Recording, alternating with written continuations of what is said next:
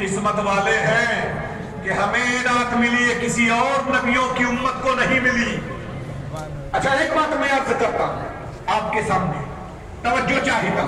آقا نے فرمایا کہ ظہر سے عصر ایک مزدور کام کر رہا ہے، تو ظہر سے عصر زیادہ ٹائم ہے، اس کو ایک قیراط یعنی ایک درہم 1 روپیہ ملا۔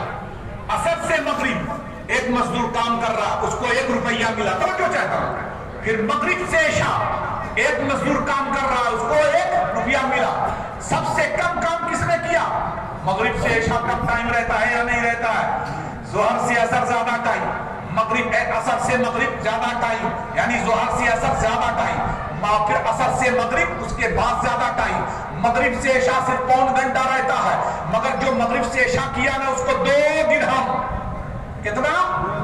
آقا نے فرمایا پہلی والے کی مثال یہودی کی ہے جو ظہر سے عصر تک کرے، یعنی محنت زیادہ انعام کم۔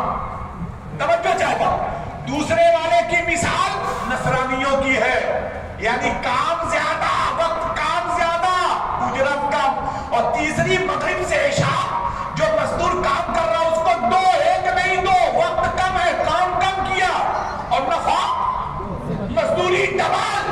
آقا نے فرمایا وہ میری امت، توجہ چاہتا ہوں، وہ میری امت۔ اب کیا سمجھے؟ ارے خوش نصیبوں، میرے آقا نے ارشاد فرمایا تم کام کم کرو، بس اپنے سینے میں میری محبت کا مدینہ بنا دو۔ تمہارا ایک سجدہ اور نبیوں کے، امتیوں کے کروڑوں سال کے سجدے سے اس لیے بہتر ہے کہ تمہارا نبی سب سے افضل ہے، تو اس کی امتی کا سجدہ سب سے بہتر ہے۔ اب جملہ دے رہا اسے پسند آ جائے تو دعائیں دیں گے۔ آج آپ الحمدللہ یہاں سے نکلیں گے، کہاں جائیں گے بولیے بھائی؟ قبرستان۔ کائے کے لیے جائیں گے؟ آپ اپنے ماں باپ بھائی بہن دوست رشتہ دار کی مغفرت کے لیے۔ پوری ذمہ داری سے بول رہا ہوں، پورا نوٹ موبائل میں کر لینا، میں پوری دلیل کے ساتھ بول رہا ہوں۔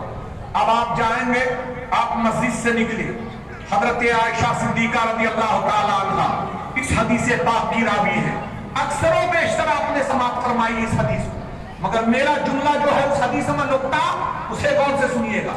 حضرت عائشہ فرماتی ہیں کہ حضور پاک صلی اللہ علیہ وسلم میرے ساتھ آرام کر رہے تھے، میں نے دیکھا کہ آقا آرام کر رہے ہیں، پھر آنکھ بند ہو گئی، پھر آنکھ کھولی تو دیکھا کہ آقا نہیں ہے، میں نے سمجھا کہ شاید کسی اور بیوی کے پاس، کسی اور زوجہ کے پاس تشریف لے گئے ہوں گے، مگر میں جیسے گھر سے باہر نکلی تو آنکھ دیکھا تو دیکھا کہ آپ جنت البقیع میں ہے۔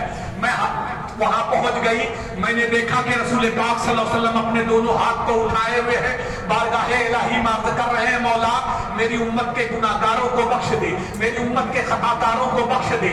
الحمدللہ عرض کرتے ہیں، حضرت عائشہ عرض کرتی ہے میں نے دیکھا کہ آقا کی آنکھوں میں آنسو ہے، اللہ کی بارگاہ میں عرض کرتے ہیں مولا میں نے 13 شعبان کو دعا کیا تھا کہ میری امت کے ایک حصے گنہگار کو بخش دے، تو تو نے ارشاد فرمایا تھا میں نے تیری امت کے ایک گنہگار، ایک حصہ گنہگار کو بخش دیا۔ پھر میں نے 14ویں شب کی رات میں دعا کیا تھا جو کل کی رات گزری ہے، میں نے اس رات دعا کیا تھا، آقا نے فرمایا تو تو نے ایک میری امت کے ایک حصے کو بخش دیا، اب ایک حصہ باقی ہے مولا، آج کی رات کے صدقے تو میری اس امت کے ایک حصے کو بخش دے۔ ابھی میں عرض کر رہا تھا کہ جبریل امین علیہ السلام آ گئے، عرض کیا یا رسول اللہ آپ کے رب نے وعدہ کیا ہے کہ آپ کی آنکھوں میں آنسو نہ آئے، مصطفیٰ آپ سے آپ کا رب وعدہ کرتا ہے کہ آج کی رات میں آپ کی امت کو بخشنے کا شرط یہ ہے کہ اس کے سینے میں آپ کی محبت ہو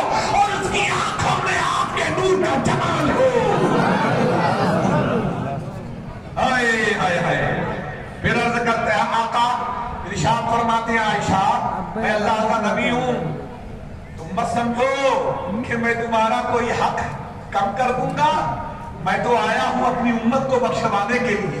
اچھا ایک بات آپ یہاں پر پوائنٹ نوٹ کیجیے، میرے آقا جہاں سے دعا کرتے وہاں دعا قبول آیا نہیں، پھر آقا اس رات میں